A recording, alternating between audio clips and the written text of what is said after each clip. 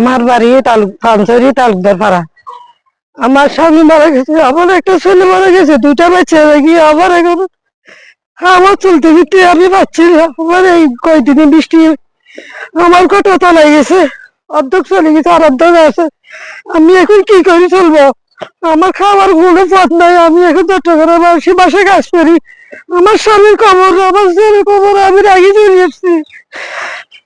সরকারের চলবে তো আমাকে যদি কিছু সাহায্য দেন, আমি এগুলো দিয়ে চলতে পারবো। আমি এখন চট্টগ্রামে বাসায় কাজ করি, কাজ করতে পারি। আমার হার্টের সমস্যা, ডায়াবেটিস। সরকার যদি অনুরোধ আমার যদি সাহায্য চাই, আপনারা সবাই সহযোগিতা করেন আমাকে, আমার ঘরটা যেমন ঠিক করে দেন। আর আমার স্বামীর খবর, আমার ছেলের খবর ওইখানে যেন আমি প্রতিদিন দেখতে পারি, আমি এখানে যাই দোয়া করতে পারবো। আপনাদেরকে দোয়া করবো যদি আমাদের একটা যদি থাকার জায়গা দেন। আমি বড় অসহায়, আমার মতো অসহায় আর কেউ নেই। সরকারের কাছে অনুরোধ চাই, আপনাদের কাছে দোয়া চাই। আসসালামু আলাইকুম। ওর নাম হচ্ছে হালিমা বেগম। ওর স্বামীটা মারা গেছে 2-4 বছর আগে। ছেলেটা মারা গেছে বছর দিক হলো। তালুকদার জায়গার উপরে খাজানা থাকে দীর্ঘদিন ধরিয়ে। স্বামী মারা যাওয়ার পর ছেলেটা মারা গেল, এখন ও অসহায়। এই অবস্থায় ওর বাড়িটাও ভেঙে গেছে।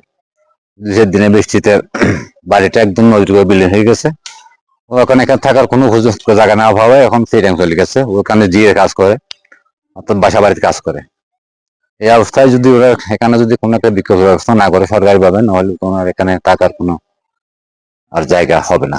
পার্শ্ববর্তী এক অসহায় মহিলা আছে, তার নাম হলো হালিমা। তার স্বামী মারা গেছে এবং তার ছেলেও মারা গেছে। সে খুব অসহায় দুস্থ মহিলা। তার আমার বাড়ির পাশে তার একটা বাড়ি ছিল। এটা গুলপতিছড়া প্রবল বর্ষার কারণে তার বাড়ির অর্ধেক নদীতে ভেঙে বিলীন হয়ে গেছে। এখন আমি তার এই বাড়িটা রক্ষার জন্য সরকারের কাছে স্থানীয় প্রশাসন তাকে যদি সহযোগিতা করে, তাহলে ওই অসহায় মহিলাটা ঘরটা পুনর্নির্মাণ করে কোন রকম জীবনযাপন করতে পারবে। সেই জন্য আমি স্থানীয় প্রশাসন এবং সরকার কাছে তার সাহায্যের হাত বাড়িয়ে দেওয়ার জন্য অনুরোধ জানাচ্ছি।